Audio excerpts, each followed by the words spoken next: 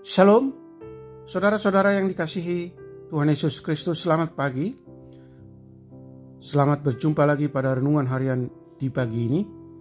Damai sejahtera Allah Bapa dan sukacita Roh Kudus memberkati kita semua, dan semoga kita senantiasa dalam keadaan sehat. Kiranya kasih dan hikmat yang daripada Tuhan Yesus Kristus menolong kita untuk melakukan tugas dan pekerjaan kita masing-masing di sepanjang hari ini. Amin. Nah, renungan buat kita hari ini, Minggu tanggal 17 November 2024, diambil dari Injil Matius pasal 24 ayat 13. Dikatakan demikian, tetapi orang yang bertahan sampai pada kesudahannya akan selamat. Dibacakan sekali lagi, tetapi orang yang bertahan sampai pada kesudahannya akan selamat. Demikian firman Tuhan. Tema renungan, yang bertahan sampai akhir, dialah yang diselamatkan. Saudara yang terkasih di dalam Yesus Kristus, orang yang percaya kepada Yesus Kristus bukan berarti bahwa hidupnya akan selalu baik, tidak mengalami sakit, penderitaan, ataupun kematian. Namun, sesungguhnya dalam memikul salib, tantangan semakin banyak. Ini adalah realita dalam kehidupan iman kita sekarang.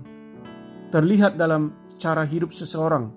Apakah dia seorang yang memiliki iman yang sungguh-sungguh, ataukah dia hanya mengharapkan yang baik saja dalam imannya? Hati kita miris jikalau ada orang mengaku Kristen namun sanggup untuk membodohi, membunuh, dan mengkhianati saudaranya. Semakin banyak khotbah yang menyesatkan, yang mengatakan bahwa orang percaya tidak akan menghadapi kesulitan, namun akan terus sukses, tidak akan sengsara, dan pasti mengalami kebahagiaan. Banyak khotbah yang lari dari kebenaran Allah, sebab bukan firman Allah lagi yang menjadi tumpuan pemberitaan, bahkan firman Allah disesuaikan dengan pikirannya, sehingga firman yang enak didengar, yang senantiasa diberitakan dan diwartakan, hal itu pun berdampak kepada kasih yang semakin dingin. Orang tidak lagi mau peduli apa yang terjadi kepada orang di sekitarnya, atau teman sekampung, teman semarga, segereja, bahkan tidak ada lagi kasih di dalam keluarga. Saudara yang terkasih di dalam Yesus Kristus, sungguh berat dan susah untuk melakukan firman Allah. Itulah sebabnya orang percaya diajari agar tidak sama dengan dunia.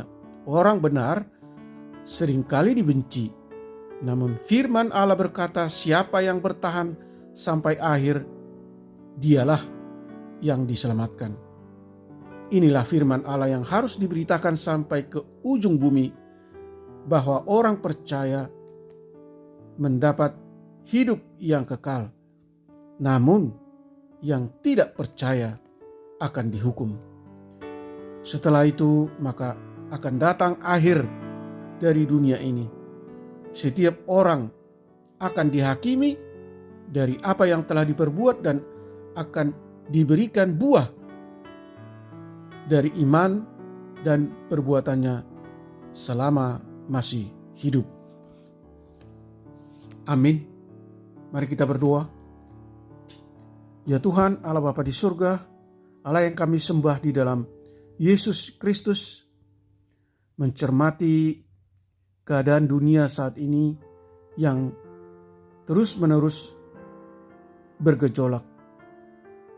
Ketegangan politik semakin meningkat, ekonomi dunia yang semakin sulit. terjadinya perang di Timur Tengah, bumi yang kita diami semakin tidak bersahabat. Adanya khotbah-khotbah yang menyesatkan dan kasih antar sesama semakin dingin, menunjukkan semakin dekatnya akhir zaman. Oleh karena itu tolong kami Tuhan untuk memahami tanda-tanda zaman yang dinubuatkan Yesus, bahwa semua ini adalah bagian dari rencana Allah, dan agar kami semakin mempersiapkan diri untuk menyambut kedatangan Yesus yang kedua kalinya. Tolong kami untuk tetap setia dalam iman demi Injil Kristus dan giat memberitakan firman-Mu sampai ke ujung bumi. Percaya bahwa orang yang setia sampai akhir akan diselamatkan dan orang yang tidak percaya akan dihukum. Tuhan kiranya mendengarkan dan mengabulkan doa-doa orang yang sakit, yang memohon kesembuhan. Tuhan menopang dan memberi kelegaan bagi mereka yang letih lesu dan berbeban berat dan yang mengalami berbagai pergumulan dan penderitaan. Tuhan kiranya menghibur mereka yang berduka dan bersedih.